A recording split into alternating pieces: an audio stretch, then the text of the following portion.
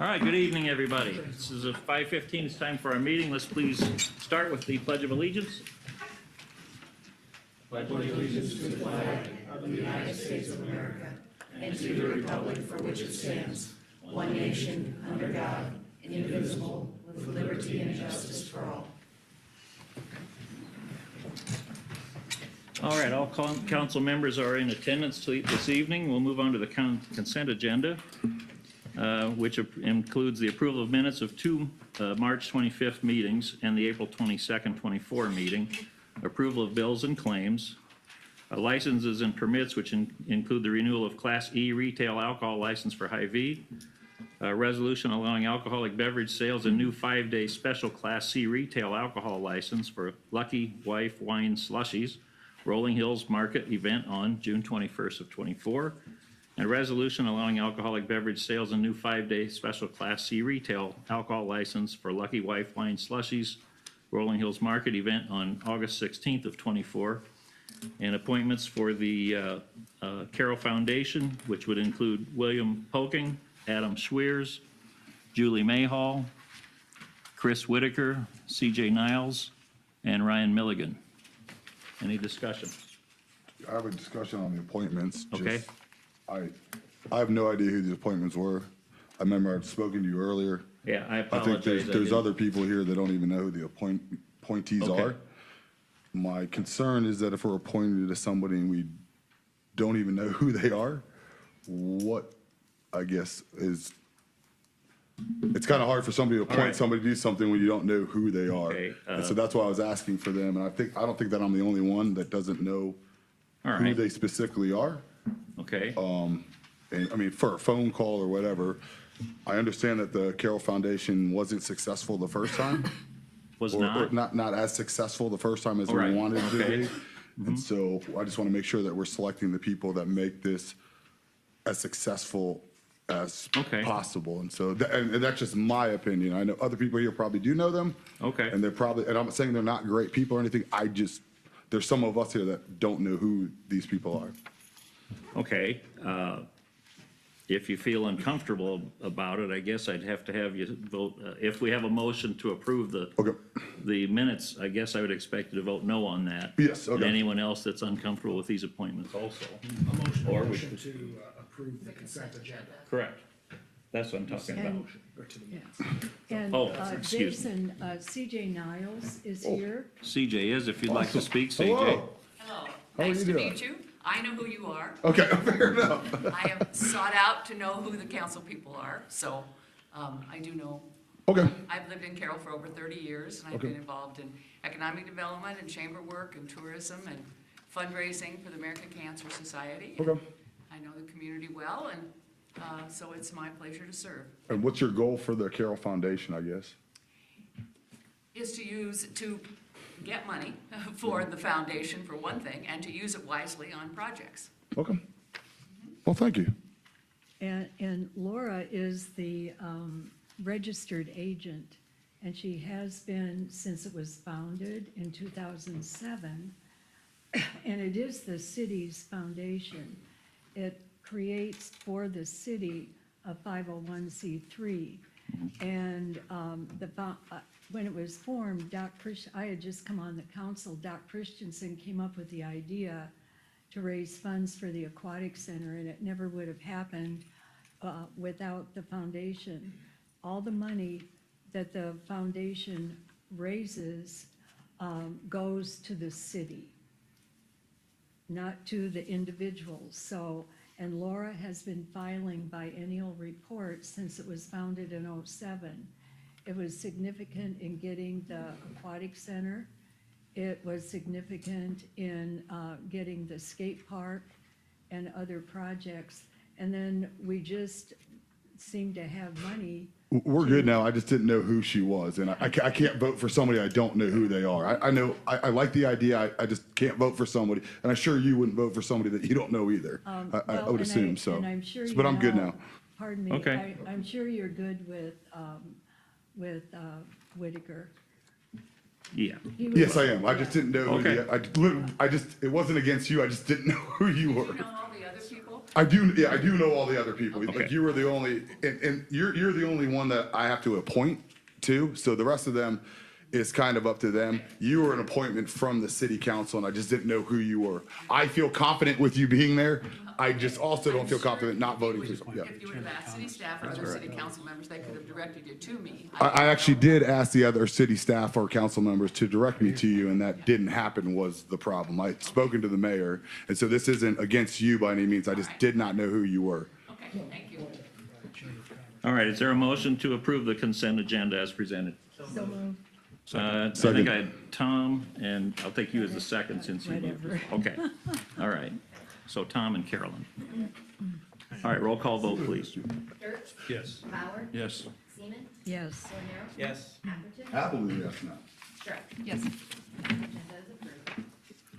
Okay, are there any oral requests and communications from the audience? That would be anyone wishing to address the council for, regarding any items that are not on the agenda this evening. Is there anyone here that would like to come forward and discuss anything?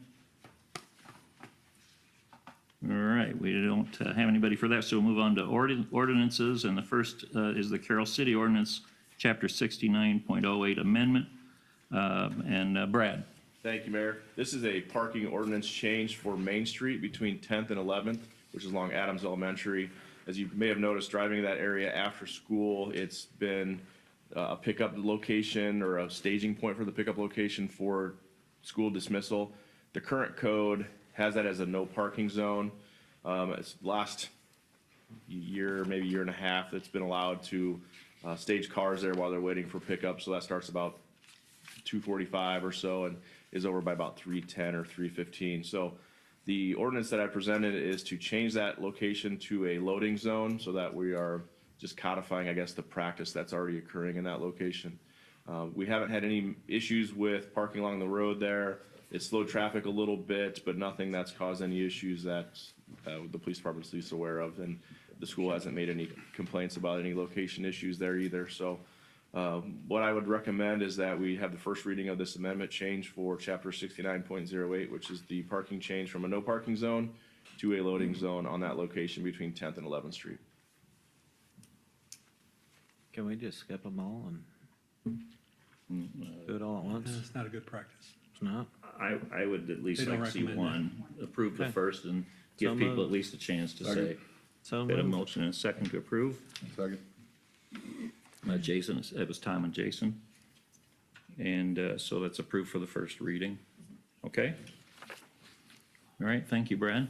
Thank you. We need a roll call vote, please. Okay. Atherton? Yes. Rivera? Yes. Bauer? Yes. Dirk? Yes. Seaman? Yes. Shrek? Yes. Motion is approved. All right, second one is the amending Chapter 156, the sign code. And Dan?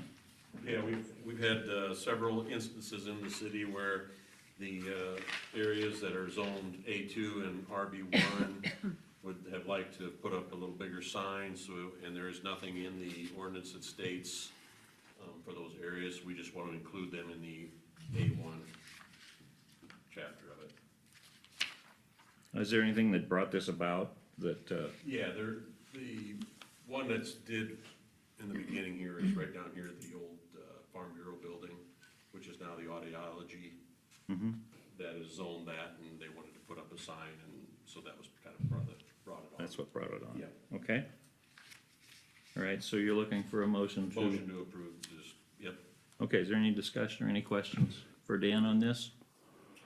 Does this limit the size of the sign that they can put there? Yeah, it does. It just limits the size of it, is what it does. Okay, so that one's off the building in the lawn. Yep. Is there a setback they've got to follow on those as well? Yep, all the Okay. setbacks is, yep, Okay, yes. Okay, I'd look for a motion to approve, a first reading to approve this. So moved. And to Second. approve, Jason and Tom. Roll call vote, please. Shrek? Yes. Rivera? Yes. Atherton? Yes. Bauer? yes. Seaman? Yes. Dirk? Yes. Motion is approved. All right, thank you. All right, we'll move on to resolutions. Our first resolution this evening is the Iowa Finance Authority Down Payment Assistance Program grant. And I believe, Rick, would you be willing to speak about this? Mr. Hunziker? As much as I can. Okay. Get the B team. I think I'm not Sure. Go ahead and state your name so people know. Rick that Hunsaker, they're I'm the listening. director at Region 12 Council of Governments. I'm not sure if the resolution that Chris sent you Aaron is the one that ended up in the packet, but essentially what we're asking for is city support for an application to the Iowa Finance Authority for home funds for down payment assistance. The city did apply last year, I believe, was not funded.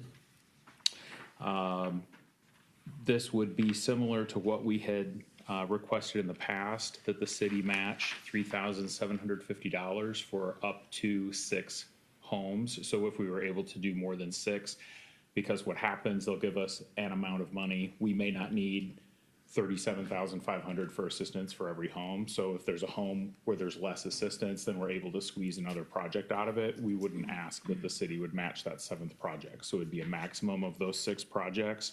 That enables us, it doesn't get us the full points on match. It does get us 6 out of 9 possible points. Rick, if we were to increase this, would that help us be approved? The only way to improve it is to get 3 more points, which you'd have to match another $1,900 per project, and that's, another almost $12,000. That's. What we did last year, Kyle, is we matched the 10% and then we went to the banks and asked them to match the other 5%. So that got us up to the 15% last year, and that's what we would do that again. Yeah, we have been asking for additional match. I don't know to this point how much we've collected. I know we have some letters of support from industry for this. And but I don't know how much we match. kind of fixed everything from last year of why we didn't get it. That's all. Remember last year there was through conversation, I heard there was some loan out there or something like, I just want to Open make sure. contracts There's that we open had. contracts. So we have those closed that now is allowing us to, this is an awesome thing for our town. So I just want to make sure that. They will be we've closed done- by the time they go to. Okay, because I would hate to yeah. lose it for something like that. No fault to anybody, but that's, Well, there were just Yeah. ones of ours that there are times that we just don't get the applications that we think we're going to. Yep. And there's an open one now in Panora and one in Denison. And I think both of those close this summer. So those, by the time they're ranking this, I think those will both be closed. okay, So that's, that shouldn't be we an have the best issue. opportunity of getting. Okay, makes sense. Thank How you. long has it been since the city of Carroll received this? I know, Carroll's never gotten it. Okay. To my knowledge, I don't think we've done, have we, or did we? It's I been a think while. 2 years ago. Didn't we? Has it? I thought See, so. this is why you have the B team. I know Carroll County had a CDBG. Yeah, I'm pretty sure we worked and got one a few years ago. Yeah, my understanding was we did have it. We got it one time, and then this next time it was because of we had those open contracts, and so Okay. I think so. Okay. that's coming from the big guy over there. That's what's going on. I believe him before I believe me. All right, if you don't have anything, any other questions for Rick? No, I'm good. Thanks for coming up. Thank you. All right. All right, if there's no other discussion, we'd look for a motion to approve the 2024 Iowa Finance Authority Home Down Payment Assistance Program grant as presented. So moved. Second. That'd be Tom and Jason. Roll call vote, please. Bauer? yes. Atherton? Yes. Burns? Yes. Shrek? Yes. Seaman? Yes. Cornell? Yes. Thank you. Next resolution is the $1.13 million general obligation capital loan notes, Series 2024A. And Laura, Yes, thank you, Mr. Mayor. thank you. At the last council meeting, council accepted the proposal from Iowa Savings Bank to issue this debt at an interest rate of 4.9%. This set of documents before you, and resolution is to, in essence, finalize this process so we can do our closing on May 9th. So unless there are any questions, we're asking council to approve the resolution that authorizes the loan agreement, provides for the issuance, and levies the tax to repay it when it comes due. And we're looking at a payment this June and then the final payment of June 1 of 2025. And this has been incorporated into our reestimates for our fiscal '24 and our fiscal '25 budget. So it's going to be paid off in 2025, right? That was, I just want to remember. I thought that's what it was. Okay. 1 year long. Yep. Any other questions for Laura? All right, I'd look for a motion to approve the general obligation capital loan notes, Series 2024A, and levying a tax to pay said notes, approval of the tax exemption certificate. So moved. Jason and JJ. Roll call vote, please. Dirks? Yes. Bornero? Yes. Atherton? Yes.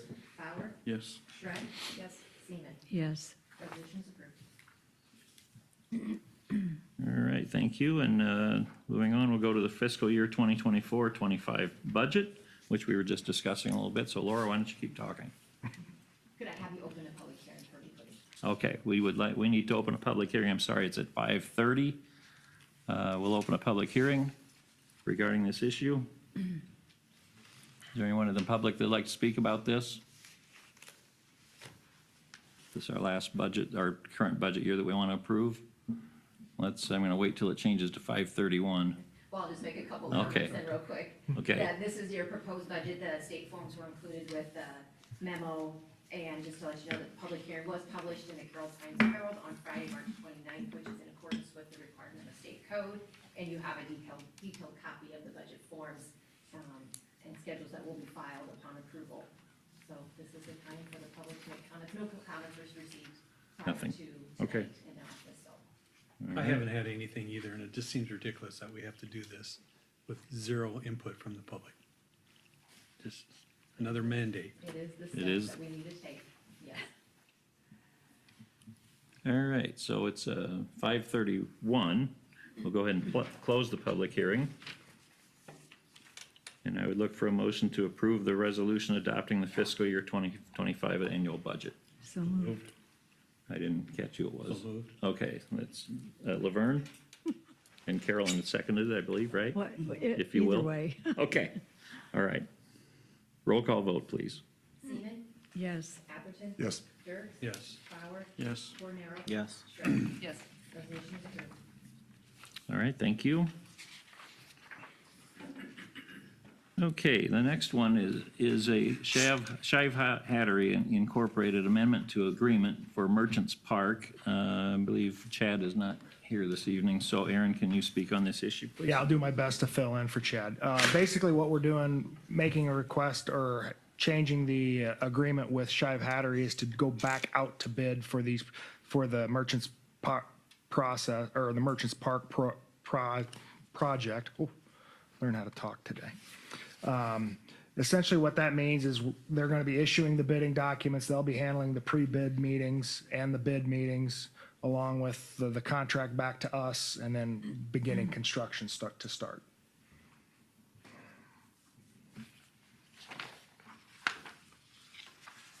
All right, any questions for Aaron tonight?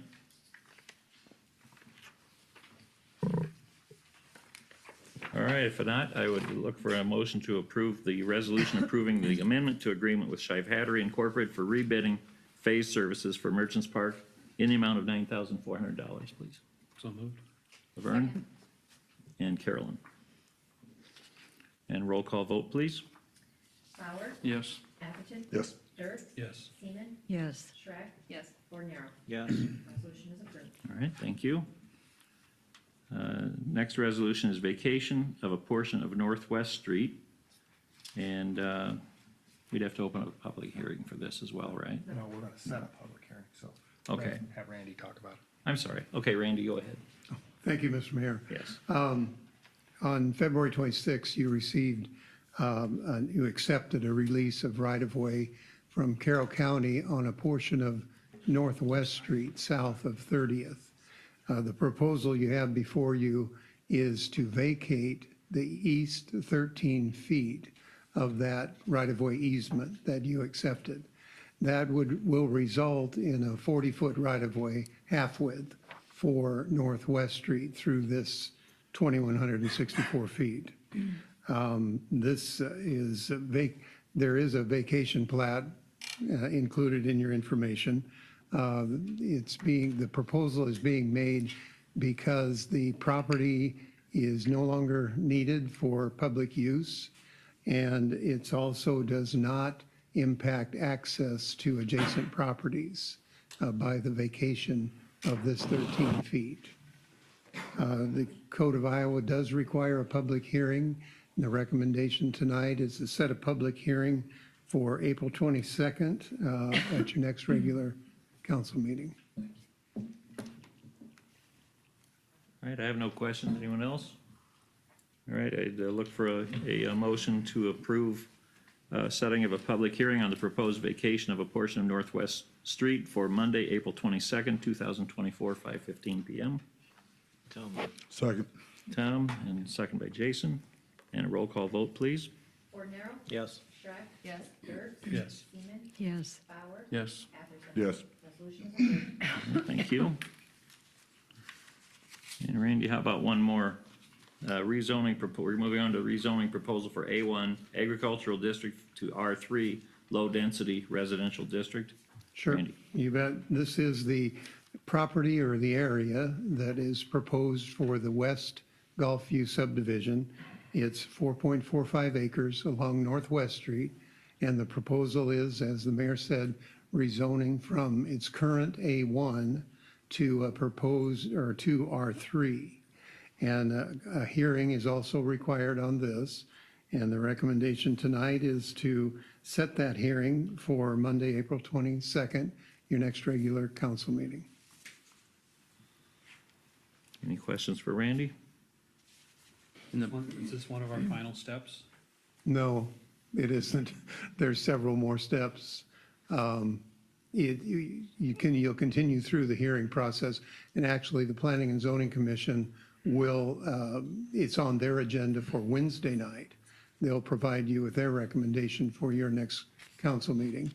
And then the vacation also has another step after the hearing, then subdivision, both preliminary and final plat. Just in a nutshell, that's the process. Randy, when we talk about low-density residential, that will not limit people from building townhomes there, will it? Actually, R3 is only single family and duplex dwelling units. In order to go to townhomes, I would think they would want to go with a PUD to Okay. get, but they would still be a PUD with R3 density in it. That's what the governing would be. The Rolling Hill South Fifth Edition that was just platted, they platted R3 and then R3 PUD. And they have proposed triplexes down their townhomes. I just want to make sure that is open to this, because I've had two conversations with two potential developers on this, and they've talked about townhouses in more than, two, Right. 3, 4, 5, Yeah. to make it work for them. It would be, R3 PUD would permit that, but they would still have to be the R3 density. So much, I guess, residential units per square foot of lot area. That would be the only restriction on it. So my question is, are we doing this right then? What is the square footage on that? I did not bring the code with Okay. me. I mean, I'm just saying if there's people The two, interested in it, I the two want to make sure developers that. I've talked to that have interest on this, it would be townhouse styles. I just don't want to make sure we don't limit ourselves on that, especially going after housing. We definitely need to make that open, and I think those are gonna be desirable. And to make a cash flow for somebody out there, they're gonna have to put some units in, and they're gonna be higher end units. If you want to go ahead and set the hearing, that we can bring back, or we'll provide to you that density requirement, and that can all be considered during the public hearing at your The next other- meeting. Randy and I did talk about what we were going to ask for the zoning, and we tried to go with the most open without saying, all right, we're putting multifamily in there. So it's kind of, I think the PUD is probably the answer to your question. Okay. But we're trying to be as flexible as we can, but before we get rid of the property per se, you have to have a zoning of some sort. Yes.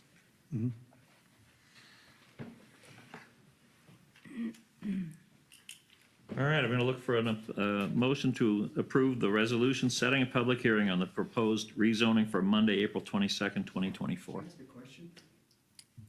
Yeah, go on it. I'm just curious. You want to talk up here, Mark? Okay, you know who I am, Mark Beardmore. Sure. 2625 Forest. I'll be late for my own funeral. You guys are moving quick tonight, but the question I've got is, I talked to some members of the P and Z today, and they don't meet until Wednesday. Is this out of the ordinary to be setting a public hearing date for something that they haven't approved yet? They were a little caught off guard, quite frankly, but I'm not speaking on their behalf. I just spoke to some of them today. No one, they were aware of this in tonight's agenda, you're saying? They were aware of their agenda, but Okay. No, you said they were surprised at this That- being, at us having this here that the tonight. council would take action on it before they did.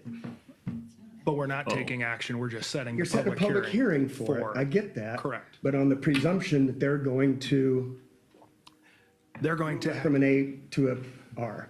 they're going to give us a recommendation. What that recommendation is, the council can choose to Right. do their choice. They don't have to follow that recommendation. So having the hearing with P and Z is fine. But in order to leave the process moving forward as quickly as we can, to set the public hearing, we have to go through the process of setting a public hearing. So we set the public hearing tonight with knowing that the P and Z meeting will be Wednesday night prior to the next council meeting. So they will still get their opportunity to make their recommendation to the council. And I understand the council has the last say in it. I understand that. But when you say moving as quickly as possible, are we under some kind of time constraint? Not necessarily, no.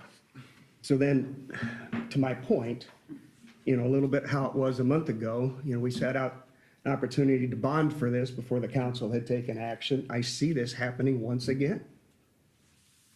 And if I'm wrong, then I stand corrected. But typically, at least with my experience, is that P and Z acts on it and then we either approve it or deny it.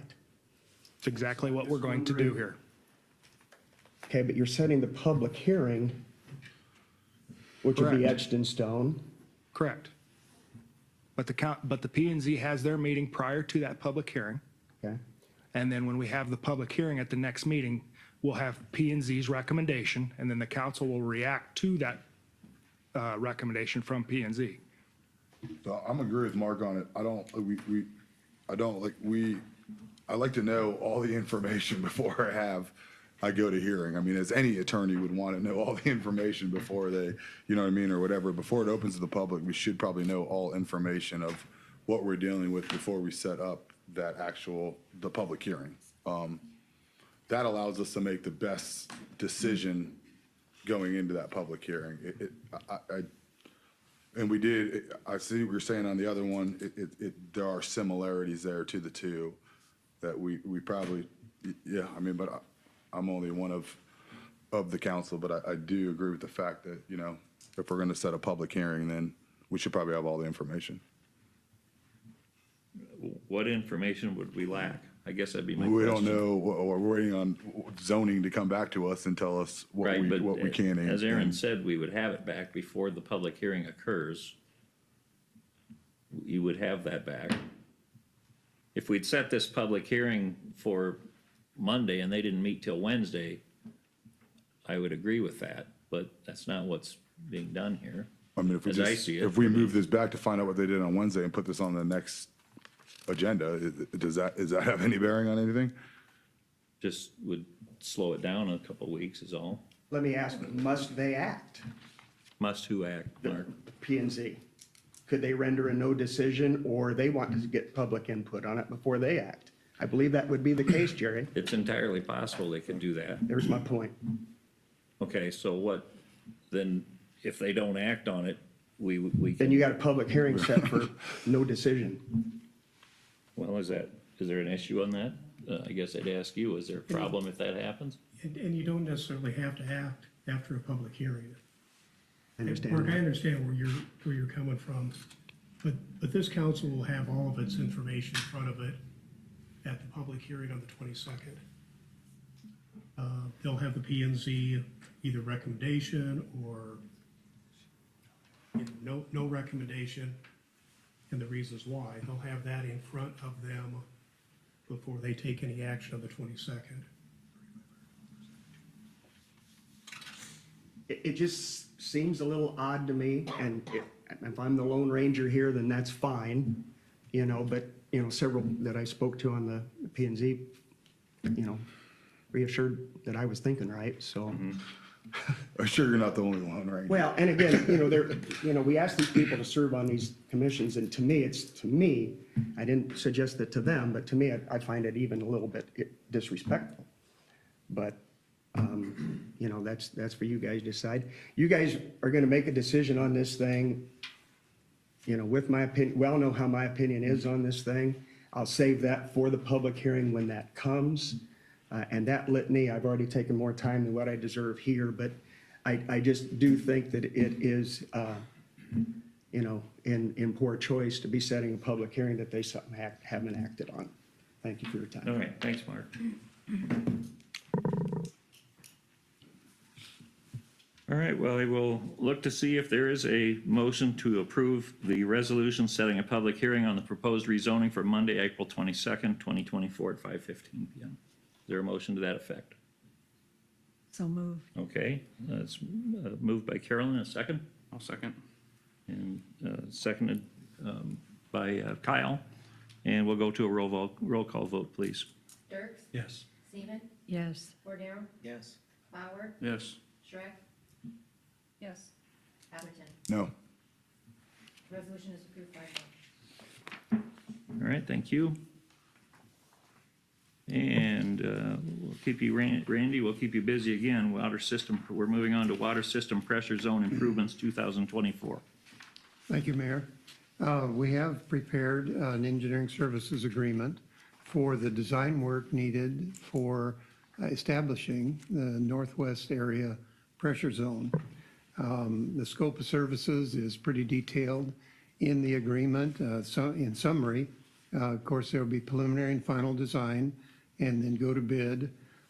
During construction, we have not included any services at this time. They, depending on the workload of the city staff, those services could vary a little bit, but there can be included by amendment at the time. And then a post-construction phase for a total estimated fee of $498,500. The current budget, not current, next year's budget and capital improvement program include $500,000 for design and $3 million estimated construction cost at this time, and that's very preliminary. A portion of that being cash on hand and the balance being a loan or bond, whichever is most beneficial to the city. Time frame included in the proposed professional services agreement has design throughout about 8 months, and then construction is estimated at a year. So concluding construction approximately this time in 2026.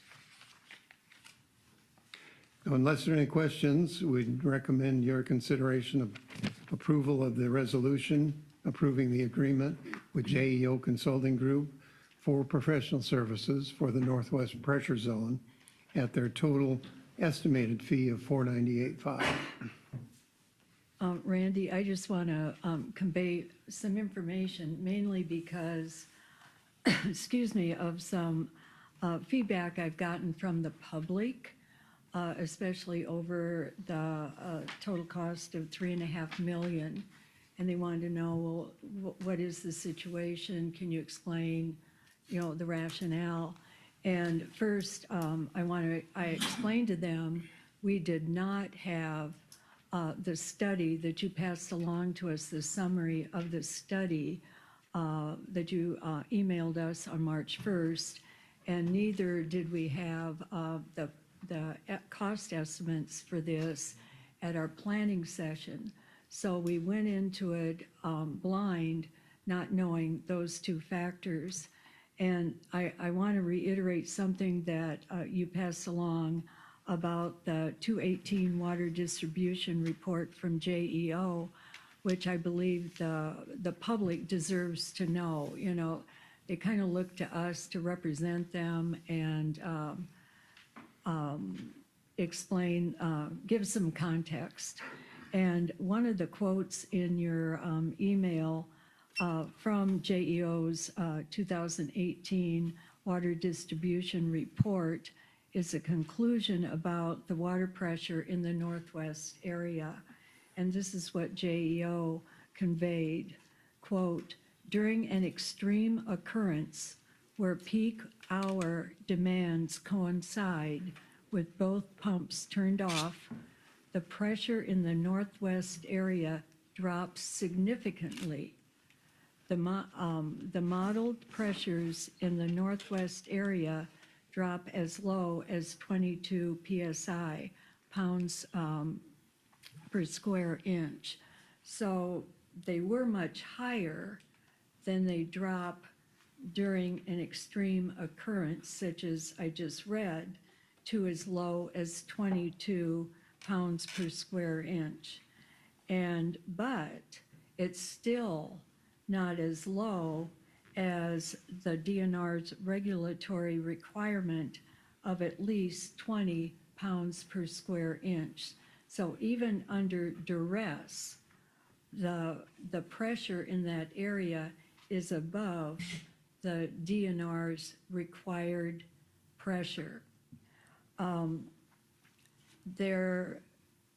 wanting people to know that we did not have this, again, as I stated, as well as the financials, and I think they deserve to know.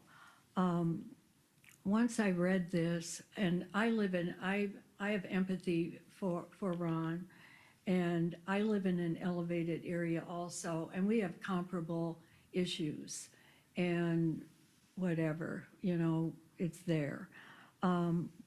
So I'm just throwing this out there. If the pressures in this area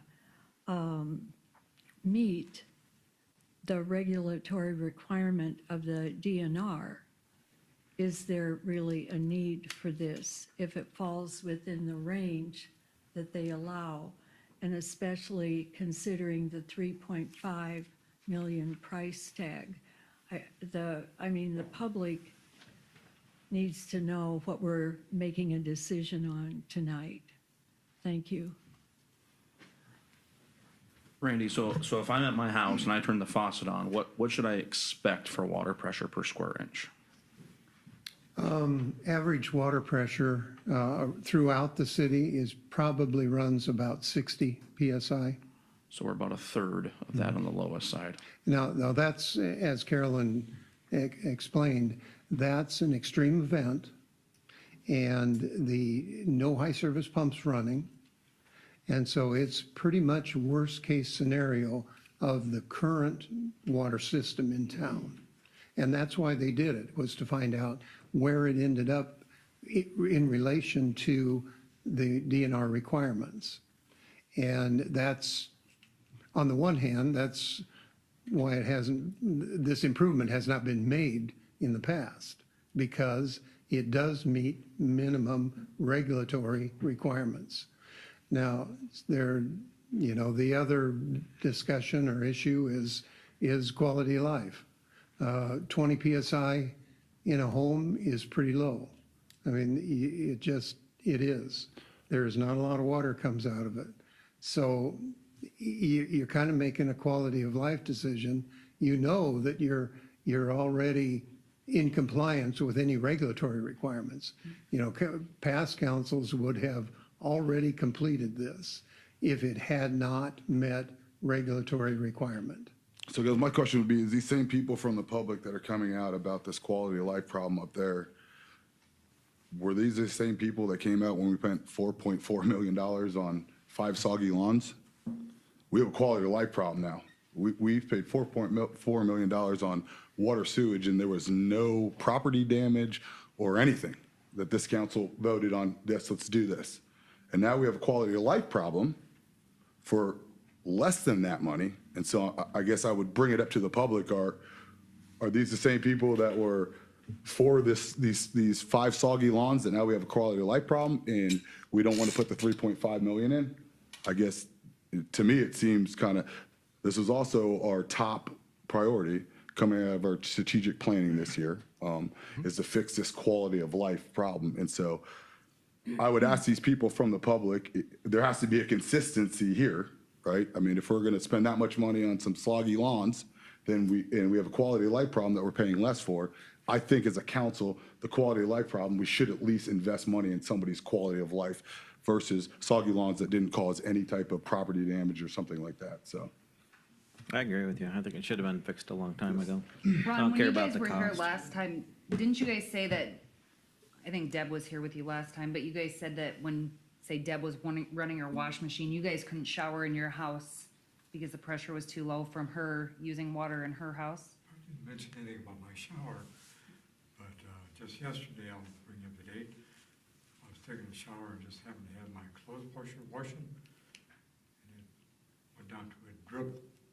And while we're talking on the system of water, I don't feel it's fair that I want to make improvements to my home. That's my expense. When I turn on the water, it's insufficient to back up what I've done to the property. And anybody goes by there, you can see that it did quite extensive work there. So why should I, as a tax-paying, revenue-paying individual, have to go down and haul water with a tanker to make darn sure I don't lose a $10,000 sod situation? Yeah, I mean, we have the nicest library, the nicest city hall, the nicest, all this stuff. The minimum has never been the standard for Carroll, nor should it be a minimum that we ever set to hit. I mean, if you're setting to hit a minimum, then I think that we are failing the ultimate taxpayer dollar. I mean, we should strive to be better than just the minimum. I don't have a dog in this fight, but I told these people last fall that I was gonna make sure that I championed this thing until we took a step. And there are members of the council here tonight that were present in 2018 that opted to do nothing. And here we are. And I'm sure the price tag, I think it was $2 million when we talked last time, and now it's up over 3. I would urge the council to please take action. These people deserve to have at least the same average that we all enjoy in Carroll. This is Carroll, not the DNR minimum. Anybody else out in the public want to bring anything up about this? All right, thanks about the input, and I guess I have a question for you, Randy. It obviously doesn't affect just this couple, these people. It's No. estimate how many.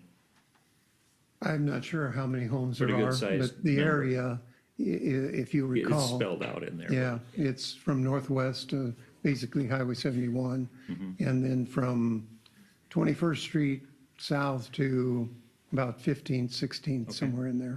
So it's there's several homes in the area and some business in the area. I just think it's fair to bring that up Sure. while we're talking about it, so.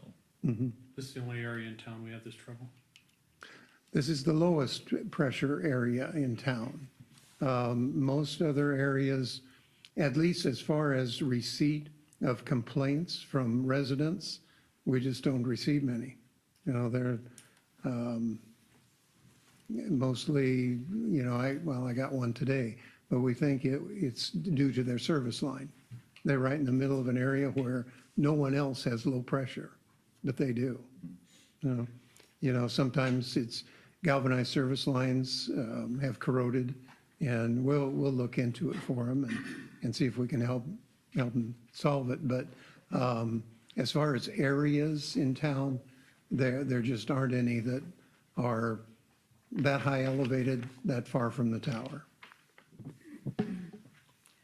So essentially, this will help increase the pressure at those other ones that are lower as well. No, only within that bound area, because actually, that area will be disconnected from the rest of the water system, basically, in effect. There'll be a feeder line to the booster and tower, and then it'll distribute to this area. Actually, pipelines will be physically terminated at the end of this area. And that's a lot of the cost too, to loop those lines both ways. There will be 2 pressure reducing valves proposed so that if failure occurs, the systems will feed each other either way. So that's just a kind of a fail-safe backup system. Randy, one quick question. I remember reading, I didn't bring it with me, something in that report about the next step. Is this guaranteed to work? Because I think I read something about a step that would have to be taken if this does not, I don't know, meet the engineer's expectations. I can't remember the wording. Then another water tower would have to be constructed. Or I read it quite a while ago, or am I remembering wrong? No, you're correct. I can give you a little bit of the history of this area. Yeah, I can't remember. Back in 1989, we had a study, and then I think it was in 91 or something, we had a construction project that we constructed a water main from an 8-inch water main from the water tower across town to Highway 71, and then up Highway 71 from 10th Street up north to 18th. That was to help pressures in this portion of town, which it did. Formerly, they were served by 6-inch and smaller lines from the tower. So we did begin to address the lower pressures, and actually you can't change the static pressure with pipelines. All you can do is change the residual pressure, which we did back in 91 or whenever we did it. This study had 3 recommendations to be sequenced in construction. The first was the construction of a 16-inch water main from the water tower over to Main Street. That was really restricted by an 8-inch water main. That was done. That's been completed since this study, since 2018. Second recommendation was additional larger piping around the area of the tower on Main Street, north and south of the tower, and on 13th Street, limited. And that was the second recommendation. Third, we knew that would provide some residual pressure increase, probably less than 5 pounds. So third recommendation was a combination of 3 things. One was a booster station, which can be built. Second was a booster station with a wet well, which could be built. Third was a booster station with a tower. And the proposal that's made here is a booster station with a tower. So, I remember if correctly, we talked about this in the strategic planning was that with the booster station, that takes electricity. So if the electricity goes off, then the water goes off, right? well, it would have, a booster station would have a backup generator. Okay. But to expect, I guess, the culture in Carroll does not expect to run booster stations 24/7. Yes. And that would be necessary to provide any pressure to this area. So even with a backup generator, how many boosters can you use or can you build so that you know that at least one will be running all the time? Yeah, that's what I remember So this recommendation is for a tower. That is the way the current system works. And we believe our current system is pretty reliable. Almost all the time, we all have water. And that's one of the reasons.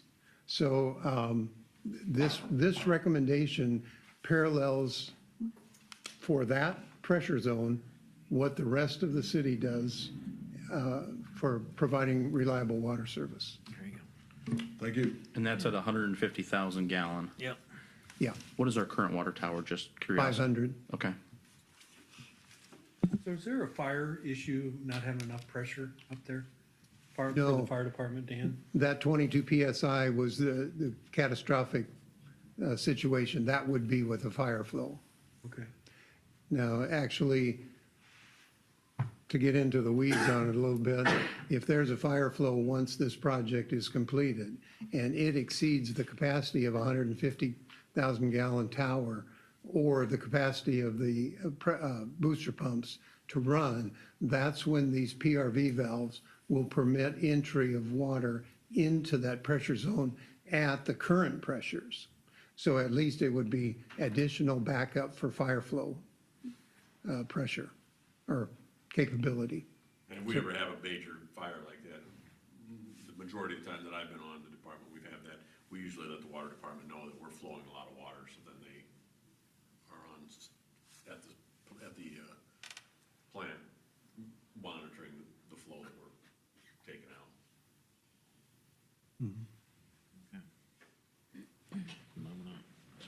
And you said this would be a benefit in the reverse as well, correct?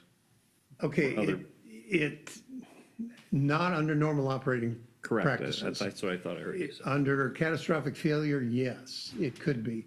If this project fails for some reason at some point in time, storm, whatever, earthquake, PRV valves would supply pressure at what the pressure is currently. So at least people have water and pressure, some lower. It also, what it'll do is if the rest of the system went down, the PRV valves would supply the rest of the system from this location with water. So a little more limited, a little tougher to do, but it's a backup to help with fail-safe operation. Randy, I guess I have another question too. I'm looking at the financing and the timeline.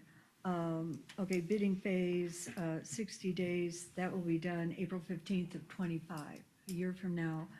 Then, once we know those, so we would not be issuing the bonds until 26? Is that what sometime in 26? Mhm. Okay, thank you. Yes. Can I ask a follow-up question to Carolyn? Oh, go ahead. If you mind, Mayor? Go ahead. First off, a comment, is intellectual collateral priceless? And when and if you ever retire, I hope you never do, but we're gonna do a lobotomy on your brain. We're just gonna store it and serve it at City Hall. No. That's just priceless. Clone But- him. Yeah, Clone there you him. go. Yeah, a mini. Back on I saw the funding in the memo. And as an alternate to bonding, and Laura, you might be able to add a little something to this, but we still have about $900,000 worth of ARPA money.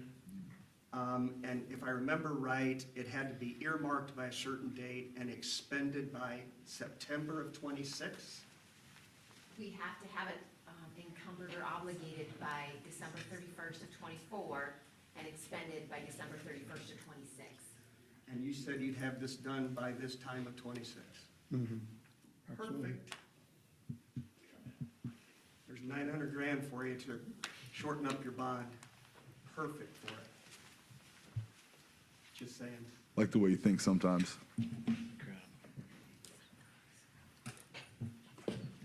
And if not, there's 3 others that are shovel-ready today, but anyways, there you go. Apologize for this. I'll be right back. Randy, where's the tower going? Proposed tower? Where you putting That's a We're good working on question. In this area, there is not a lot of vacant property. It's really limited.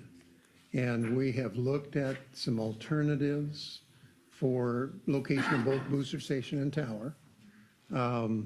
Nothing firm yet, but when you start to look at a map of the area, there isn't much property there. I mean, you want a tower on the high spot, for one thing. Booster station, you'd prefer to have on the low spot, which that probably won't happen. There is no property in the low spot. So we'll get compromise, we'll make everything work, but securing a location is the next big step. It's not secured at this time.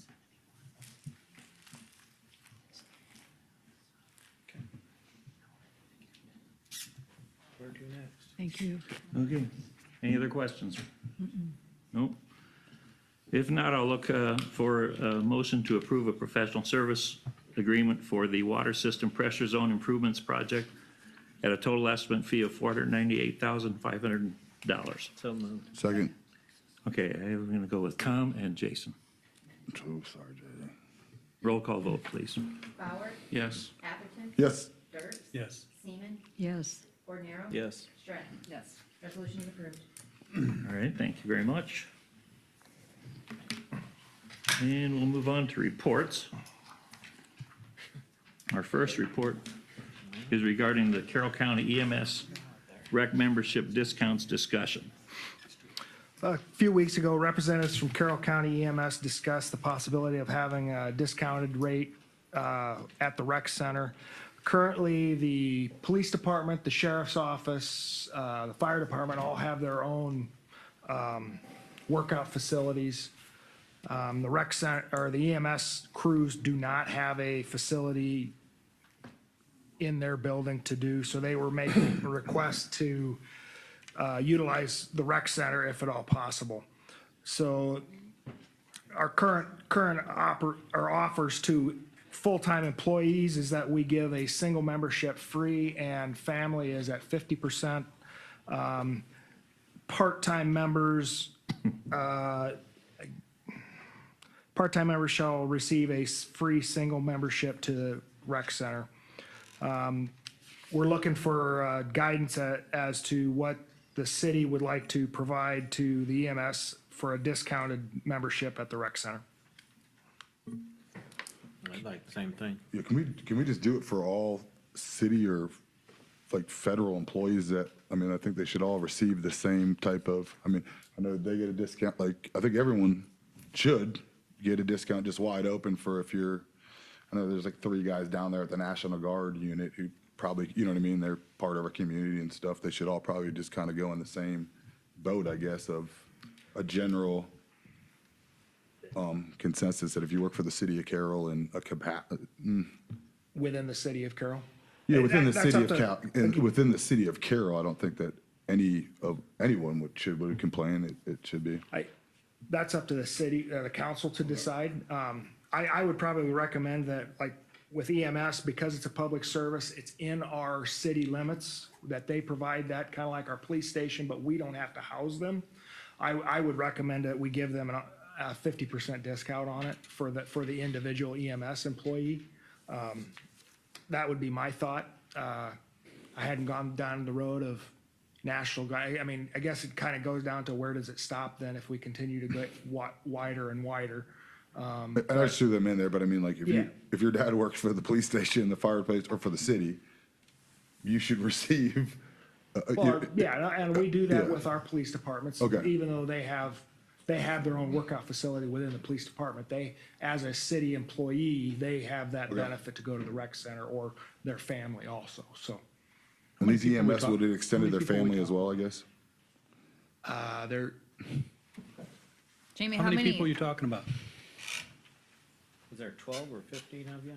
How many is there? There's 12 full-timers and there is 14 PRN staff.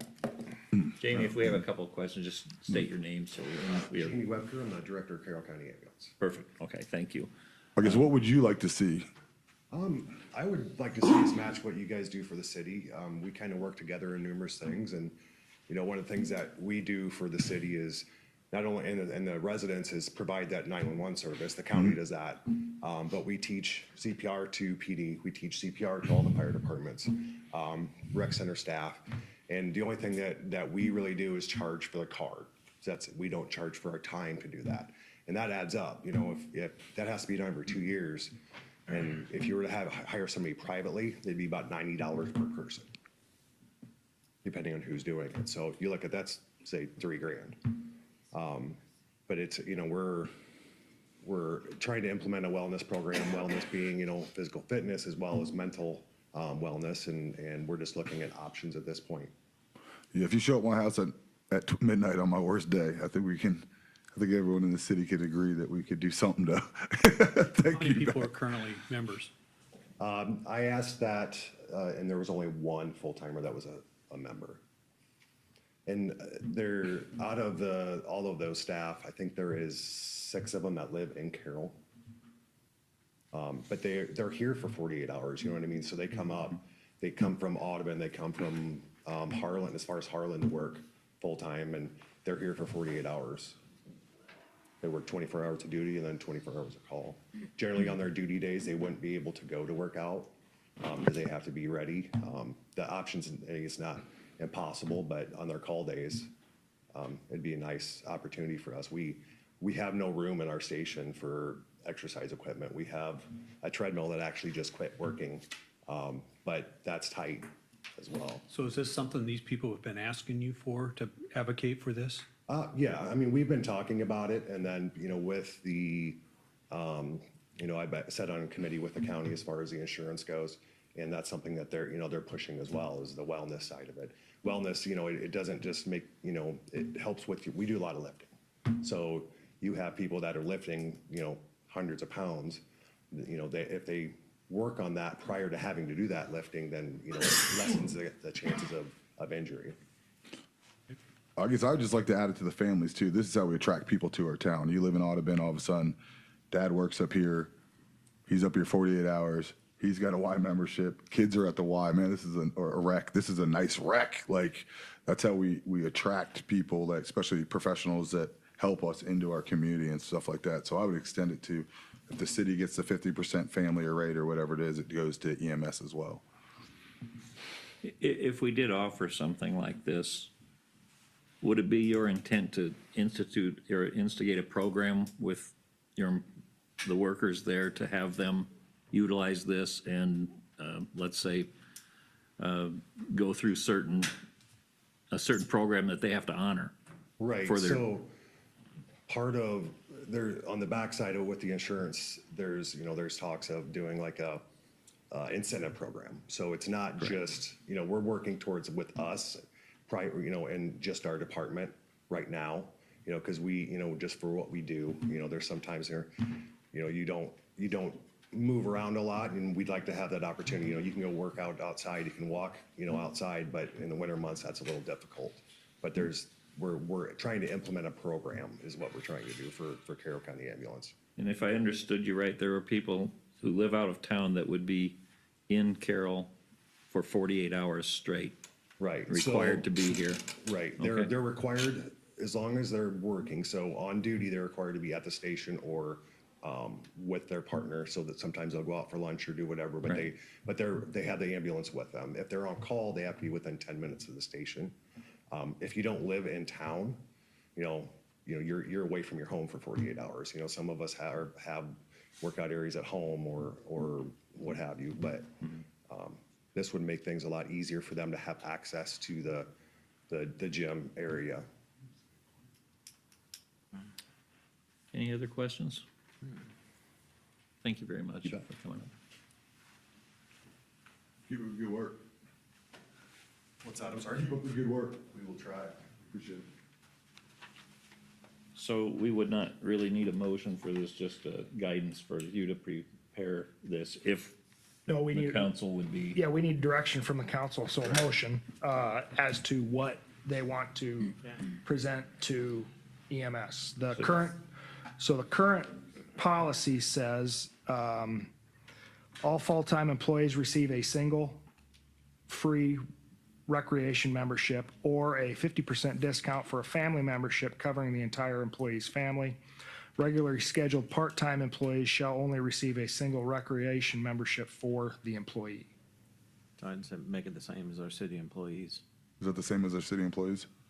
That's what I just read. Yeah, Is what the city just confirming. employees- Yeah, this is, Clarifying and confirming. this refers to the volunteer fire department. Yes, here, they're Right. them also. but- Right, Well, because the volunteer fire department is considered employees of the city, where the Correct. EMS currently is not considered employees yeah, of the I city. understand, okay. All right, I think I'm going to look for a motion to approve a match to these, for the EMS, to match the same as the rec center membership currently held for the Carroll Volunteer Fire Department. So moved. Second. Okay, and we got Jason and JJ that time. Or, I'm sorry, it was Tom and JJ. Roll call vote, please. Atherton? Yes. Bauer? Yes. Seaman? Yes. Dirk? Yes. Schreck? Yes. Cornero? Yes. Motion is approved. Okay. Thank you. And next report regards the Graham Park Band Shell renovation project regarding discussion and direction. And Aaron. Okay. Is it a Shive, is this, yep, Shive Hattery did a engineering study on the band shell. They came back where their total costs for the estimated total cost for the band shell is $125,490. The city's already allocated $30,000 towards engineering and design. And the city's asking for council and mayor direction for the direction as far as where we shall go with the band shell project in the future. So we discussed this in the past, and we were guessing this at $150,000 total. Yep. This 125 would be under that, correct? Or is that Correct. counting No, this?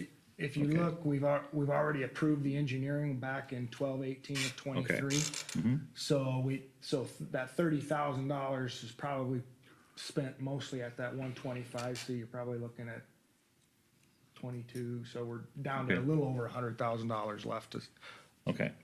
pay for the total project. All right. At least that's the way I read it. Do you read it that way, Laura?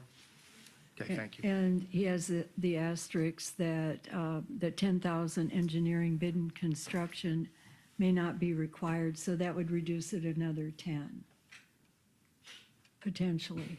So just under 100 is top. And Carolyn, you had brought up before possibly having this be some private funding for this. Quite a bit. Okay. yeah.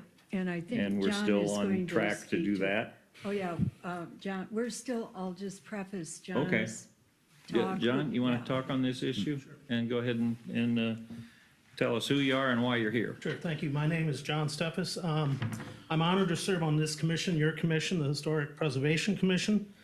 This serves the city council. This commission has been directed by you, the council, to safeguard Carroll's historic heritage by preserving sites of historic and cultural significance, to foster pride in these legacies of the past, and to strengthen the economy of the city. That's a line directly from the official ordinance of Carroll, Iowa that guides your Historic Preservation Commission. So I'm a native of Carroll, been born and raised here, and most agree with me that when we admit that there are very few historic civic landmarks that are still standing in Carroll. I count only 3. A city of our size only having 3. The depot, the former Carnegie Library, the museum on Highway 30, and of course Merchants Park, our baseball stadium. But we want to keep the band shell as a landmark to preserve for Carroll. And surely a city our size can maintain 4 civic landmarks of such important value. We do not want the band shell in historic Graham Park to fade away and disappear. We want to embrace our town's history. We want to embrace our town's charm, and the band shell is part of this. So recent state economic development officials visited Carroll, stressed the theme of encouraging more community events, especially outdoor community events. And so has a renovated band shell that can become part of strengthening Carroll's economy, as quoted in your ordinance that outlines our commission's purpose. Our team of volunteers are at the starting gate. They're ready to fundraise for this project. The grant season's opening right now, but as you know, community grants are a lot easier to secure when a project is leveraged by the owner's commitment first. The city applies for these grants, but our commission will complete the grant process for the city. And for private donors, which I've got a lot of experience there, this process becomes a lot easier when the donor knows that the owner, the city, is committed first. Inviting a gift becomes much easier. It stimulates public-private philanthropy. So if I, as a volunteer, go out and ask for a gift to the band shell renovation tomorrow, and the donor knows that the city is behind the project, that's the first big step in securing a private donation. And so, as in my experience of 20 years of fundraising, philanthropy stimulates a community in a lot of ways. A city with a culture of philanthropy keeps that city stronger for the future. It's contagious, and it keeps momentum moving forward. We are confident, we already have a strong list of private supporters. We have a lot of loyal citizens of Carroll who want to preserve the historic band shell. The commission meets Wednesday night. Hopefully we've got good news tonight from you. We are ready. We feel the case for renovating your city's band shell is strong. The timing's right. Funds are available from your hotel motel tax collections to commit funds to the band shell, which can become another good example of an efficient public-private endeavor, such as what Carroll's done in the past, the skate park, the aquatic center, the outdoor basketball courts, the tennis courts, Laker Court with the Los Angeles Lakers. I was involved in that one. The rec center, Merchants Park improvements. So that public-private partnership, it's very enterprising and has been a great track record for our city. So by committing to preserving the band shell, we also honor those volunteers in the past, especially in the 1950s, who built the band shell. They volunteered, they recycled materials, they collaborated. Their community spirit was very impressive back in 1953 to build this landmark. So now we feel it's our turn to keep that legacy going, to inspire current generations to step up, step forward for Carroll, and to preserve this important community space. So we ask you to commit at least $50,000 towards the estimated cost for the preservation of the band shell. Showing the city financial support is vital to both successful grant awards and as well as fundraising to private donors. So we ask that you turn that Carroll spirit of volunteerism and that spirit of civic engagement loose, turn it loose, and commit to preserving your historic landmark for the band shell. Thank you. All right, thank you, John. While you're up I here, guess I got have a any question. questions? So you asked for $50,000. We already committed 30,000. So all you're asking is 20,000, because we did give 30,000 towards engineering. Yeah, those numbers I'm not up on. Because we did give, we just all agreed here that we gave 30,000 for engineering. So our commitment to it, we have committed to it, and we have. And so when you go into grant season and they come and say, has the city done anything? Yes, actually, our city has given $30,000 for the engineering cost of this. And that's why we're, I guess, how much do you guys have now? Originally you came in, I think it was at 20,000?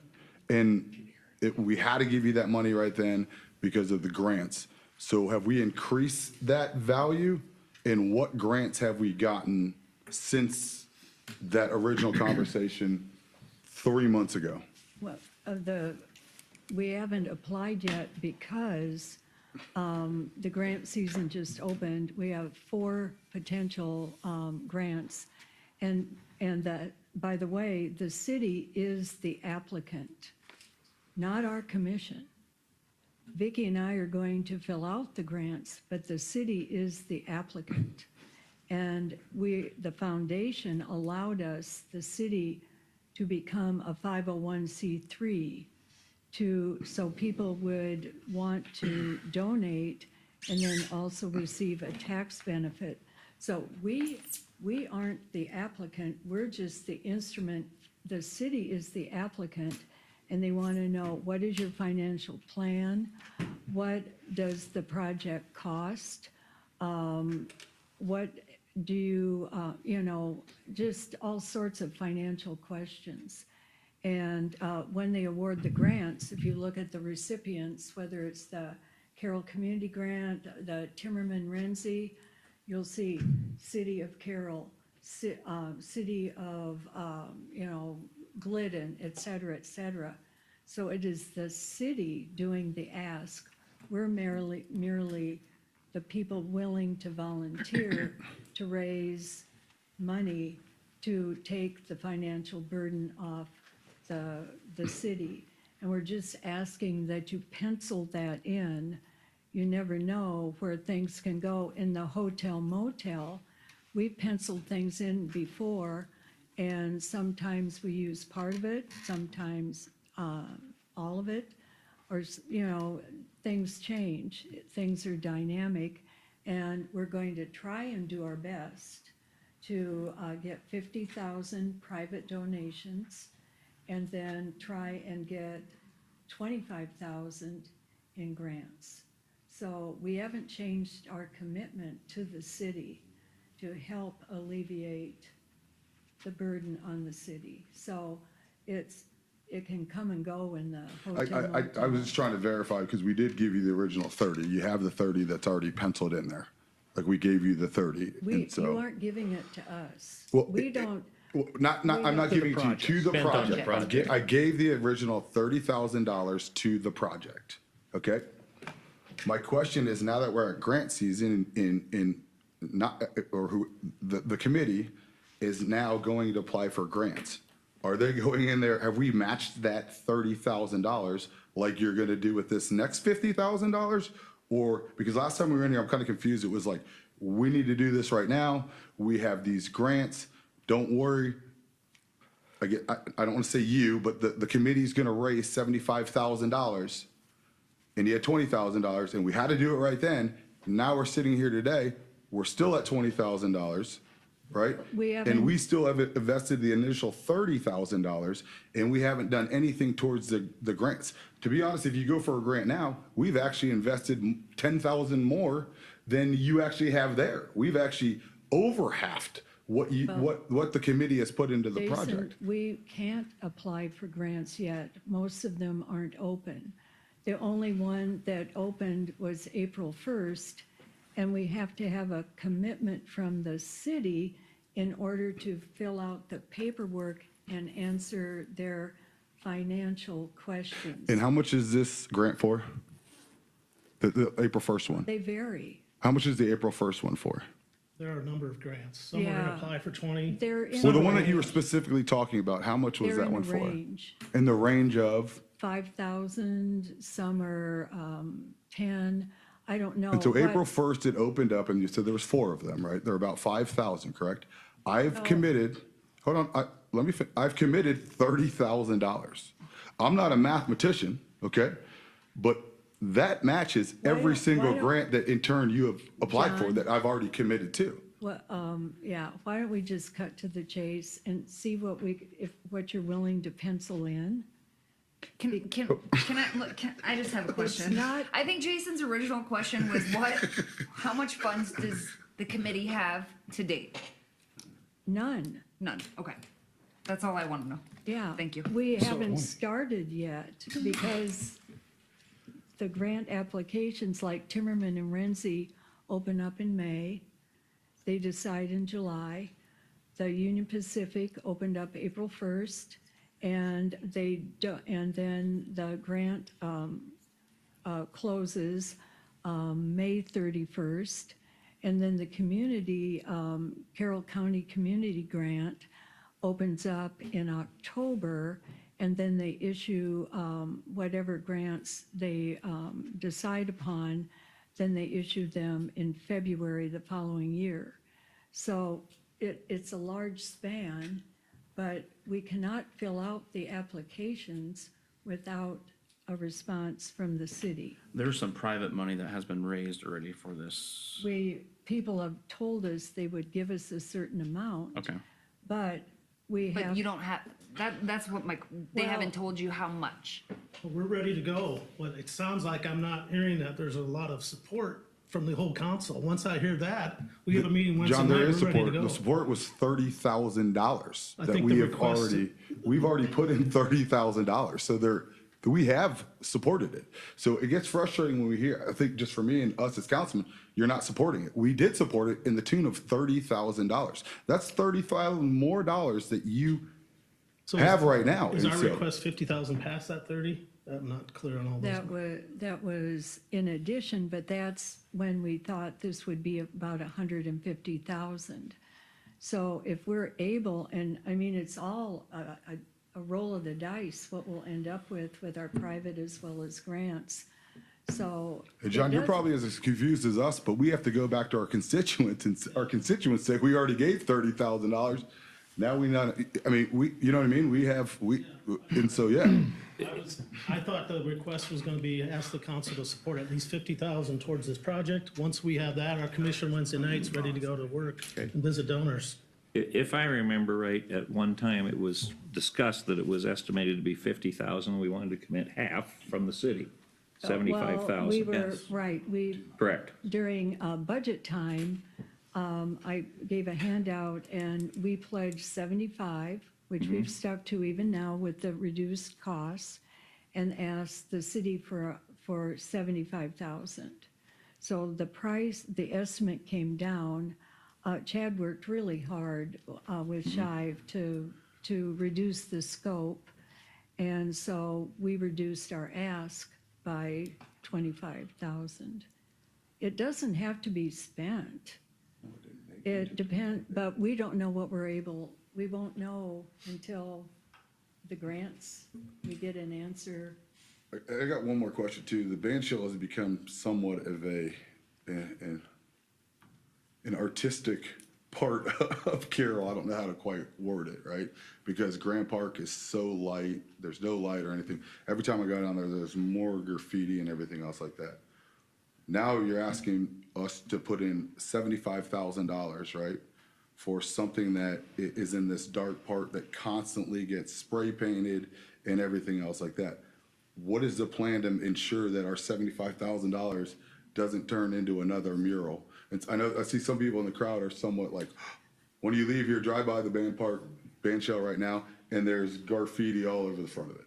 And we've painted it numerous times, and we get more graffiti. Park and Recs, right? We paint that. Skate park is. It's is it also on the band shell? Yeah, it's on the band shell. Okay. It's on the back side, now it's on the front side and stuff like that. And so this creates, I think that when you come and ask for the money, it's not really against the money, it's what is the plan to make sure that this whole Are you thing asking is. for the money, good? or are you asked to set aside the money so you can? A retainer.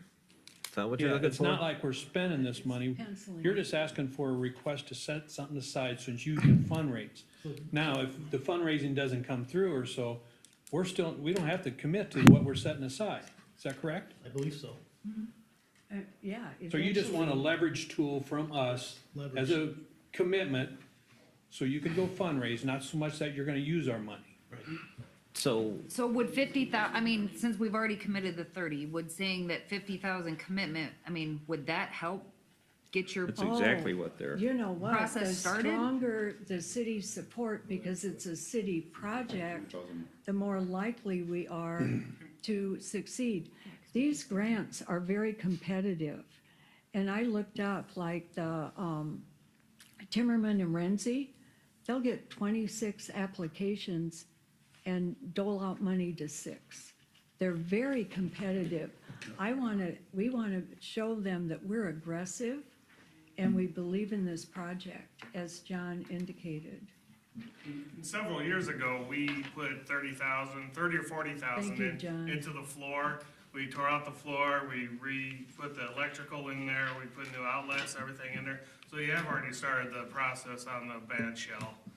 And from what I remember, you have a real water problem up on top of the band shell. Water keeps seeping in. Every time it rains, it's getting worse and worse. You're gonna lose the band shell if something's not Yeah. fixed. I mean, that's a fixed problem, that if you wanna keep this band shell, that. Have you guys looked at this at all as far as administration? We look today at our hotel motel, which is where these funds have been allocated from in the past, and currently we have $30,000 out of the hotel motel fund allocated for this, which means at the end of this fiscal year, we'll have $222,000 left and currently with everything that's allocated for next year, we'll have a increase to the balance of $303,000. Laura looked back and looked at our receipts in the past, and we are probably gonna get more receipts in from hotel motel this year than we probably ever had. She's not gonna commit to a specific number at this point, but I would venture a guess, my quick math, come come back, calculator. My quick math is if we were to commit $20,490 out of hotel motel, the 20,490, that would mean that the Historical Society would raise $75,000 through grant and private fundraising. We would kick in the 30,000 plus the 2490, then that would get us to the estimated 125,490. Without effect, and quite frankly, with a 20,490, I'd feel real comfortable saying we won't affect our balance next year. So let's say we propose that. Recharged. That's what Set it they- aside as a is that what- retainer. I guess, is that what you guys are And you asking could for, do is that. just- Is that what you're asking for, is just a What 24? do you think? John's the fundraiser. Well, that would be a match of 50, that would be a little over $50,000 total match, because it'd be 30,000 plus the 20,490. So that'd be $50,490. And then everybody pray we get some good Right. money from, Yeah. from the So if it doesn't come taxpayers. through, then we just pull the money back out. We don't Make allocate the another money, decision. or we have another discussion as to what What to we do with the want to bill. do. And then you go the other way and we raise enough money and we have a surplus and then we can maybe put lights where they need to be. And That was that one would of be an the- option also. Awesome Yeah. surplus. Yeah, I'm meeting it, yeah, I'm not like, guys, I love the idea of the band shell, I don't know what the tune of taxpayers at $75,000 is, yeah, I mean, we put the 30 in, we can't discount that, we put the 30 in, you guys need another 24. 20,490. I feel like Rick has a really good idea. Yes. Rick, Can I speak? come on Yeah. up again. Come on I up. don't know that I need to come up, but Okay. it's just for the popcorn stand. I don't know that I have a good idea, just something food for thought. Generally with these, the 30,000 that you spent, nobody's gonna look at that as match when you go ask for a grant, cause it's spent, it's gone. So what that does though, is it shows that you have support for the project. The city spent the money, they wanna know what they're gonna do, we wanna be reasonable, we really work with this consultant so that we can narrow down the costs. Please give us money, we've got X to commit. Your decision as to whether or not you want that to be, if your full budget's 100,000, I don't know if it is or not. Up to you whether you want it to be 1/5 of that, 1/3 of that, 1/2 of that, whatever you all decide. Just the 30,000, that's not match. For nobody will look at that as match. That's money essentially that you have spent so that you can determine whether or not you wanted to go forward with the project and to establish a budget. And that's fair, even like with sewer water projects, you have to go hire a consultant, how much money does it take? You do a street project, hire a consultant, how much money does it take? And then, you may pay for some of the engineering later, but all that preliminary study, all that does is just show support for the project. Well, I appreciate you bringing it up, because that's sometimes not how it's brought up to us, and so it's like, it's our 30 grand, and then it's like, now we're coming back for, you know what I mean, like, just for transparency, like, yeah, I mean, if that was it, maybe the city at that point only wanted to put, we probably could have ended this at the beginning if we had known that, and only put in 20 grand to the engineering, they had to figure the rest, does that make sense? And so, that's good to know for further projects, that if we're gonna go into it and somebody comes, that we need to remember that if we do engineering, then that's just free money gone. And it's not free money, it's our taxpayers' money. It's the one thing that our taxpayers receive in income back on is hotel motel.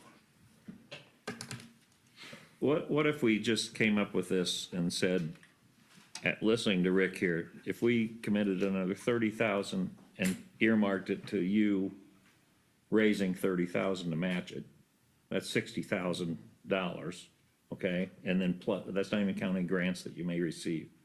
Would that be a successful commitment? What do you think? John, you're more experienced with this. Would that, how does that seem to you guys? Anybody? So Are you guys comfortable with that or not? This is how I look at it. We've talked how long about a public-private partnership.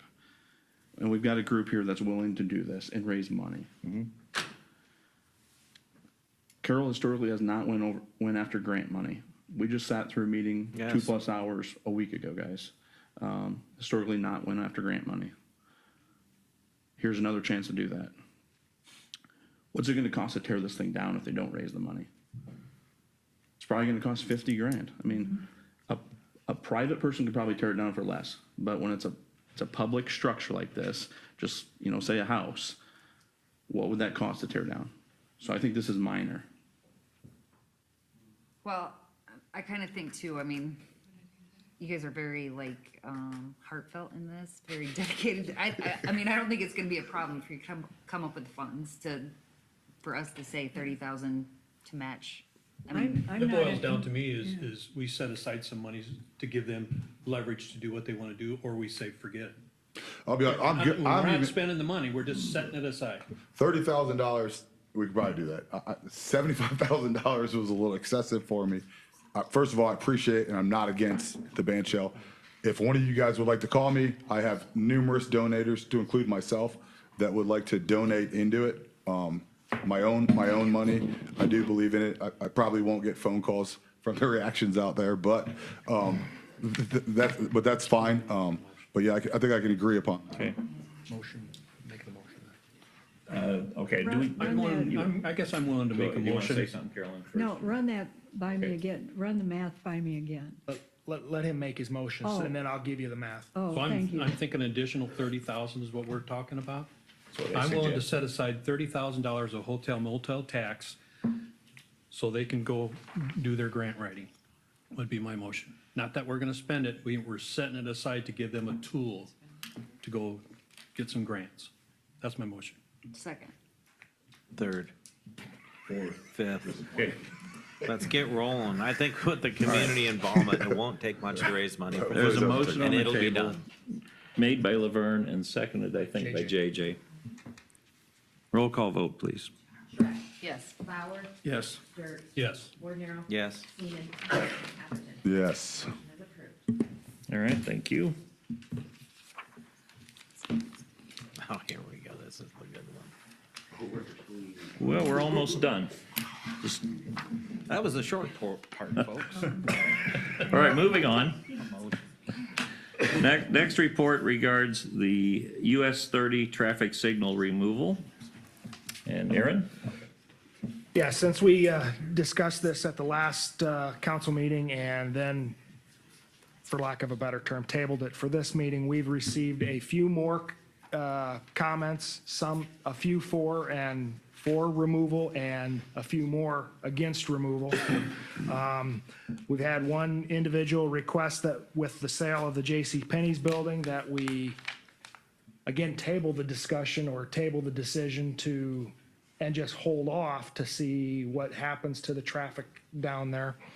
What's the timeline? Sorry to interrupt you, but with that building being redone, how long is that tabled? Sure, that's another year. That I can't answer. Now, and Randy, you correct me if I'm wrong, even if we move to take the streetlights out, we wouldn't be taking them out until fiscal year '26 anyway, because that's when the project is in the capital improvements plan, correct?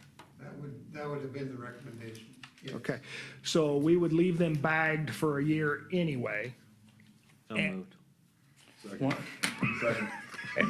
What are you Don't have so a moving? motion yet. Okay, let's, So my comment on the J.C. Penney thing is, you remember the charts I did with parking? Yeah.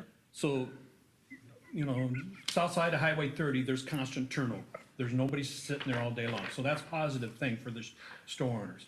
On the north side of this, which would be the south half of this block, that's filled in at 8 o'clock in the morning. And Can I it's say there all something to day that? long. Pardon? That's, some of the business owners downtown are parking there, and they I shouldn't be get it. parking there. They should be parking in the parking lot. Right. That's designated for So, downtown but business what I'm owners. getting at, Tom, Jason, is- Tim, Mike, it's all right, it's all. if they wanna park for the J.C. Penney's on this seat, they gotta be on this half. They gotta be parking like right out here. That's 2 blocks away from J.C. Penney's. They're gonna park down there. They're not gonna park up here. No. So that theory about the J.C. Penney thing doesn't stand for me because it's 2 blocks away. I also assume that the business going in there is mostly in the evening. When you were down in there evening, the entire thing was open. I mean, Yes, I think the bigger question is. Most of my the- study was 8 in the morning to 5 in The the bigger afternoon. question from these businesses are going to modify their times because there's going to be a whole lot more people down there, and that's the decision they have to make versus the there light was being there. So if there was a problem with the businesses not having business because we covered those lights or we had them flashing yellow during construction, we would have heard about that. I have had 0 complaints about a business suffering financially because we got them covered. I don't know if you guys had, but I've had nothing. I've had the only from our last time until now, mine has almost been Oh, take it off. I did and forget leave it. one.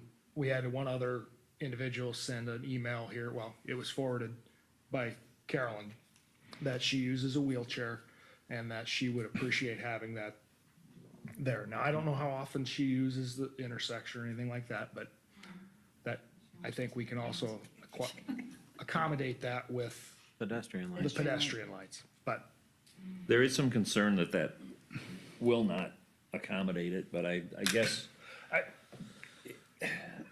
it stops traffic, yes, correct? well, it doesn't necessarily stop traffic, but warns- it warns people. That they're, There, that's a better, Randy's over there saying no. Thank you. He's agreeing with what I just said. Randy, is there any grant money out there for pedestrian lights like that? Have Rick look into it. There is program for traffic signals. It's really competitive. And I doubt if pedestrian signals would rank very highly in it. The controllers we currently have there were financed in part by that program. But a rectangular flashing pedestrian signal probably wouldn't rank very high. It's, I tend to think if we uncovered them now and started activating them again, we're gonna be getting phone calls. Please cover them back He'll up. be getting them because there'll be too many accidents, probably. So I did get one phone call from a downtown business that wanted to maintain it. And I expressed like, yeah, I mean, if you can get 90% of the downtown business owners to agree to it or whatever, you know what I mean? And so I haven't heard anything back from it, to give me that. And so I did receive one call from a downtown business though, but, it was a good conversation. I appreciate them reaching out, but the masses just didn't support, you know what I mean? What they ultimately wanted from that. Randy, what's it gonna cost to take these stoplights out? And if we vote to take these out, I just have a hard time seeing those things sit there for 2 years bagged up. I think the estimate that I included last meeting was about 70,000 for removal. I guess our early discussion in staff discussion was it probably would more likely be a better contract if they were grouped together with the signal upgrade, because at least we would have a signal contractor in here for removal of the physical structure. Well, the electronic first, and then the physical steel. So that would have been a recommendation. Do they have to wait that long? Probably not.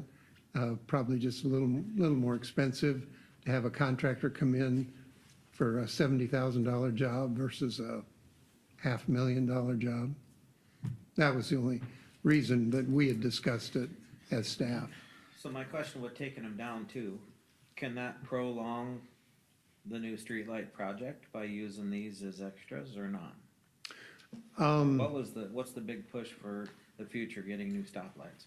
It's the electronic equipment, the controllers. They are aged, and these two are not up to date. They are ones that would need to be replaced. CJ, did you have something you wanted to I did. bring forth? Okay, go ahead. I am CJ Niles, and I'm not in favor of taking out the stoplights. Your downtown businesses, I think it would make a difference, but if they haven't contacted you, it's because they've contacted the chamber and has the chamber contacted you. That's usually how, some of the business process works. And secondly, a personal thing, and I've talked to several friends. When I come downtown, sometimes I park away and I do walk across Highway 30, both at Adams. I've known all three intersections. And it's very fearful. It's very intimidating and fearful, and that's with stoplights. And I'm getting to the point where I can't run across the street, but I try to move as fast as I can. But I know that there are, a lot of people who would have the same feeling about fear in crossing Highway 30 and it being, you know, a problem. So may I answer a question? Do you have something for me? Okay. No Okay. questions? All right. All right, thank you, CJ. Go ahead, you got one more person to talk here? Didn't really plan to talk Well, and that's such, okay. but my name is Barbara Hackford. I'm president of the Historical Society, and the museum is in that North Court intersection. And I've personally seen almost two accidents there. One involved myself. It's scary. I don't use that intersection anymore. I'm there quite often at the museum. And I'm really worried, you know, what is one life worth? I'm scared if those lights are taken out. And for parking for the museum, which it's almost non-existent. The county takes those parking places east of us now, those county workers there. We do use the Walgreens parking lot. But the visitors to Carroll don't know that we can use that that's available for them. I can see these older people trying to cross Highway 30, and like CJ says, it's scary when you walk, it's terrifying when you're driving. I just don't use that intersection at all anymore, especially during the noon hour, you know, that busy time through Carroll. So I really am asking you to reconsider taking those lights out. So that just tells me that you have changed your pattern because they're not there now.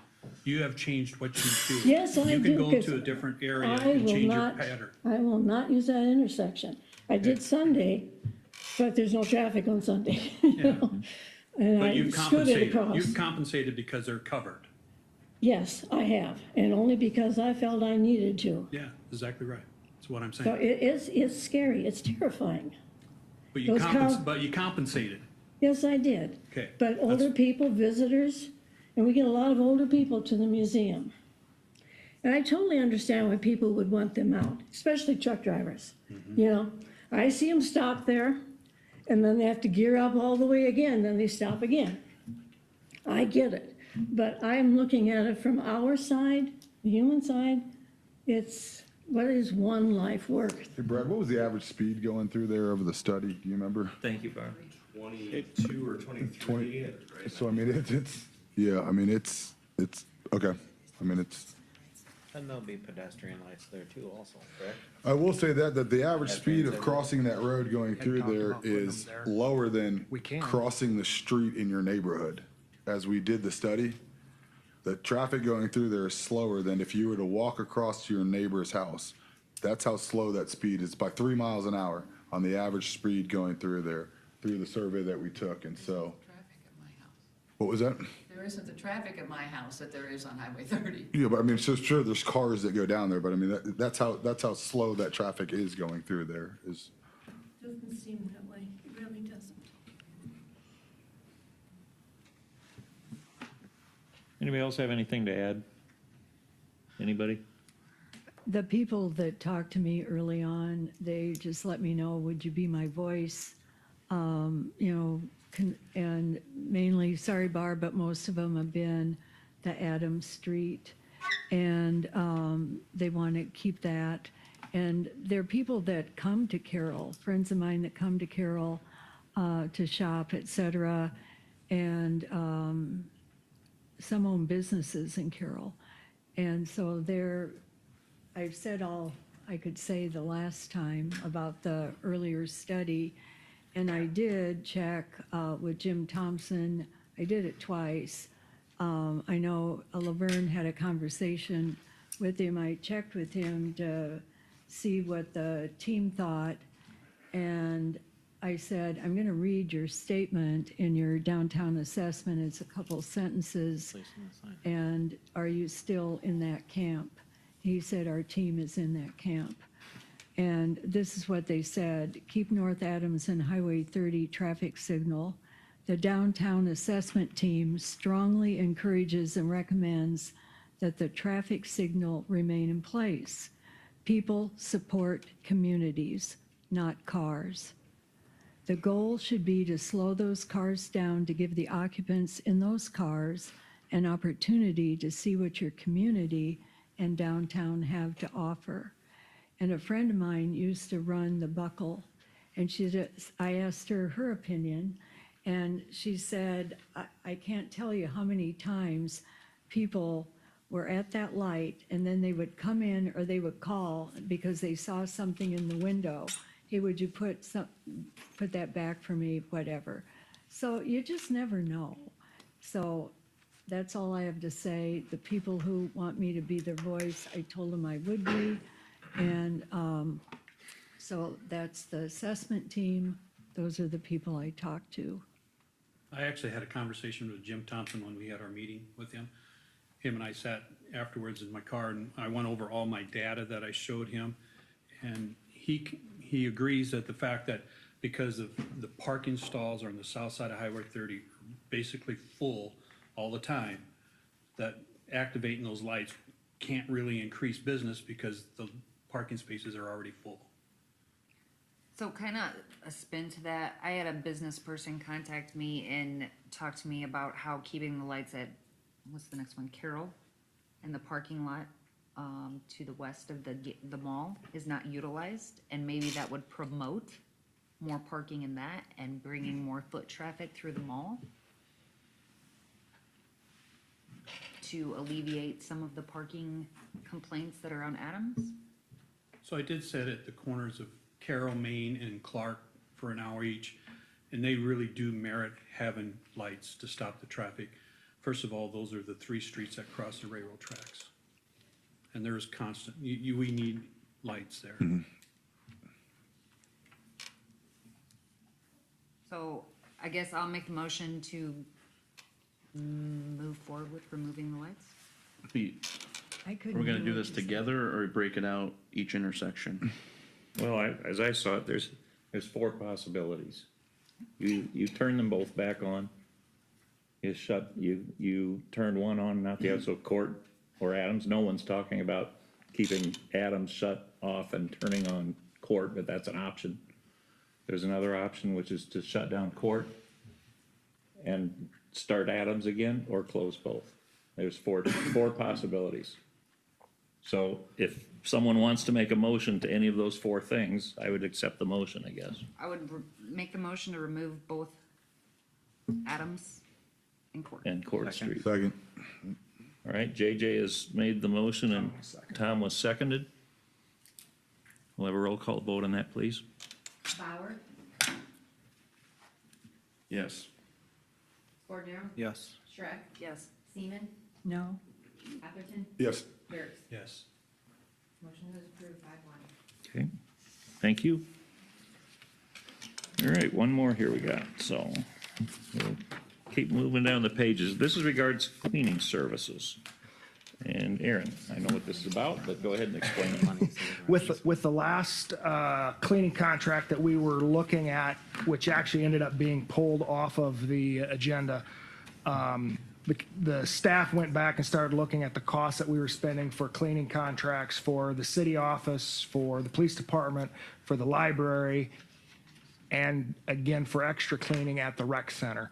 And the cost that we're paying there at the recs, or for the contracts itself, would probably outspend what we would if we hired an individual and had that person doing the hours of cleaning that we have at those buildings as an employee. So the staff would recommend hiring a new municipal service worker for cleaning and light maintenance services for city municipal buildings, and then cancel the cleaning contracts that we have currently. Those contracts would go through the end of this fiscal year, and we wouldn't hire somebody until July 1, would be my recommendation. So you would hire someone this coming July 1st?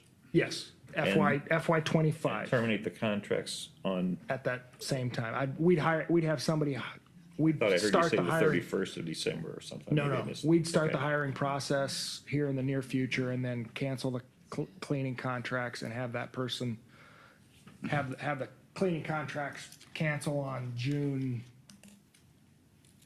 30th or June 30th and 31st start- or whatever it is. Okay. And then our employee would start July 1. And who's this employee you're gonna work for? Be a city employee. But what department? department is this? Would be under rec with Chad? Chad. He already has a couple more, so that would kind of benefit him to, or be a little easier for him to manage. Since Chad's not here, you can earmark more stuff. Yeah, that's where I'm at. He's already got enough employees down there, like, I don't know if, but whatever. So the math seems that it would be less expensive to go ahead and hire this employee. Correct. That's your The math shows that we'd probably say, calculation. with just employees, not necessarily spending some money on transportation, it'd save us about $26,000. We just saved the band show right there. There you go. That's what hey, I feel good about it. I did. Like, I mean, So you you also save have more money on one, it control. goes to something else. Yes, we have more control over that too. Am I doing the math right? This is, I mean, with benefits, breaks down to $27 an hour. I don't recall. That would be, now that's the top end of the pay rate, but that could very well be. With all benefits. total package, you Total mean? package. Oh, that probably wouldn't surprise me at all, that total package. Jay's is What's about the- to Now- bust out her. now this- She's about to now bust my- out her mop. Now, hang on. My thought process is not to be just Did I get paid? cleaning. I would, I would like this person to be able to do a little bit of light maintenance also, whether it be changing light bulbs or maybe do a little painting or something to that effect. But they'd Well, be, so okay, let's just add this. So when we were figuring out these costs, we just picked one of the current, pay rates that we have in our current resolution. Now, if council agrees to and would like this to look at having another employee but does not like that pay range, you have that discretion to set a pay range for a full-time employee. I think it depends on their skill set. I mean, if they're able to do some light electrical work, you know, Carpentry work.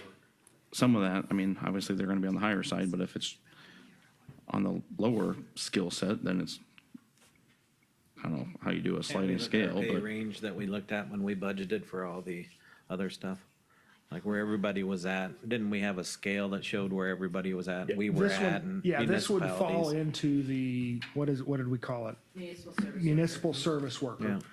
which is the same as Bob. Yeah. And over at the rec center. Yep. And now I've done a little bit of research that there's one other city had a cleaning personnel, which from my thought process would be that person would do nothing but clean. And so that's a little bit lower of a pay scale as a custodian, I guess, rather than a municipal service worker. But I think that you could probably hire somebody with a few more skill sets if we put them in that municipal service worker than if you put them as a cleaning personnel. Okay. You got some set costs, you got health insurance and IPERS and things like that. You know, the extra $2 an hour or whatever you have to pay for a higher skilled person, that's not the big part of the pie. No, it's not, but I mean, I guess your question is what is the hourly wage then that they would be getting at this, in your calculation? What was it? That's the top end, which was, I believe it was $27 an hour. 26 something. for 26 just something. pay. for just 26 pay. for just pay, Yeah, okay. that's the top So end. you're correct then, so. all right.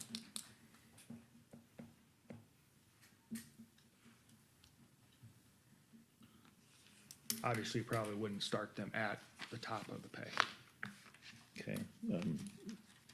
What is the job description you're talking about? What's the range for that? Start to where the 26 is, do you know? Do you guys need a more skilled person down there, or what, I guess, like, what do you, I guess, because they're gonna fall under you most of the time, I guess, and Chad's not here, so I think maybe you, like, or do you, like, you know what I mean? Do you, I guess, what do you guys want or need down there to make this thing work? Right now, we have a nighttime cleaning that we're talking about eliminating. We have Andy, who is our electrician, he's our CPO, he does a lot of the high technical end of it for us. And then we do have Bob, who does change the light bulbs, who does some of that light maintenance. So we've added another 20,000 square feet with the additions that we've had down there. We've updated the locker rooms, and that was always a big complaint was, we couldn't keep the bathrooms up, but it was 45 years old, it looked old. But yeah, if we could get someone that had the light maintenance along with the cleaning duties, that would fit in well. Right now, if Laura or someone has a light maintenance job, Bob comes up and does that for them. So to have someone that just could. And light filter through maintenance those- meaning changing the light bulbs? I What's assume light maintenance means changing the light bulbs bulb, more I or was just less, giving or? one example. Leaking toilets, water running on the faucets, those are things Bob, has been able to do. And it'd be nice to have an additional person to do this. Probably more Andy than. That would Is be this Andy just though, at that the would rec be Andy center? more than probably, right? Andy's our Okay. electrician, he's our CPO, he does a lot of the big pool items at the indoor pool, outdoor pool. And when I hired Andy, 20 years ago, 15 years ago, he basically did focus on the rec center, but his job has really expanded. He helps Brad tremendously with sirens. He helps Randy's areas with the electrician. So Andy was probably 70% rec center, Andy's probably about 25% rec center now. Because he's utilized in so many different departments throughout the city. We have a great electrician, so we need to utilize. So I need to come up him with throughout the city. 50% though, is what you're telling me. So I need to come up with 50% then, is what you're telling me.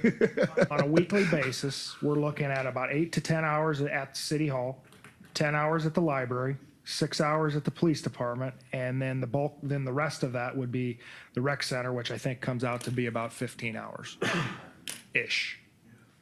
Right now, we have a nighttime cleaning crew that does about 4 hours, 4 nights a week. We have a. Which we would not need, you're saying, after Correct. this, or what? That person Right. would pick up part of that rec center Correct, okay. cleaning. Yes. Our All nighttime right. crew right now does the locker rooms, because it's easier to clean those at night. It's easier to get into the weight room to hit that equipment, and then the family change rooms. They'll hit those areas, and this is what we would want if this goes through and we get that hired. That, and then they'll have some downtime, they can help Bob, in some of those areas. Theater constantly needs looked at and things done at the theater. So the person hired here would be under the understanding that they would have some night work, not just, Well, Isn't that what they you probably just- do early No. morning. They might start It first might here. start earlier. but- okay, They probably start earlier at the rec center and then proceed to these other Okay. areas. The other thing I see on this is if it's internal, if we have something like RAGBRAI, all of a sudden you might say, skip this week or something, then you have flexibility with this person or hiring a clean agency, you don't have that. what was the pay range I asked you to? So look- for the municipal service worker, the pay range on our salary resolution currently is 2107 to 2773 an hour. Okay, 27. 2773. and this was calculated at 26, right? It was calculated at the 27. 27, okay. Okay.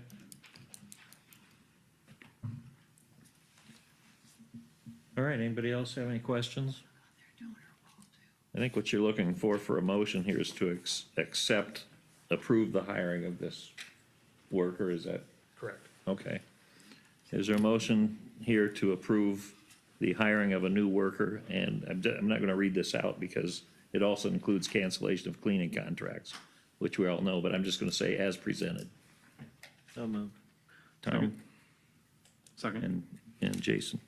Jeez, Kyle. You two in the middle, I always get you mixed up. We'll raise our hands. That would work. All right, and Kyle. Roll call vote, please. Atherton, Yes. Shrek? No. Cordero? Yes. Dirks? Yes. Bauer? Yes. Seaman? Yes. Motion is approved 5-1. All right, thank you. All right, no comments from the mayor tonight. How about the city council? Anybody here? No comments from there. And city manager, Aaron, anything you want to say tonight? I will be, $7,000 a year. Why was would it you- last week or the week before I was at And you're getting the IMMI? same thing. It was 2 weeks ago. I am going to go with Wow, we didn't set Kimberly that. Or Tiefenthaler did this we? week to go to the Rural Housing Conference and Professional Development or an Economic Development Conference on Wednesday through Friday at noon. So I will be out of the office, but Okay, there's an opportunity there to go talk to some housing developers. So I think All that's a right. good opportunity there. very good, thank you. Wish That's you all the I got. best. All right. I'll look for a motion to adjourn. By Tom and Jason. Roll call vote, please. Cornell? Atherton? Yes. Bauer? Yes. Seaman? Yes. Beck? Yes. Dirk? Yes. We are adjourned.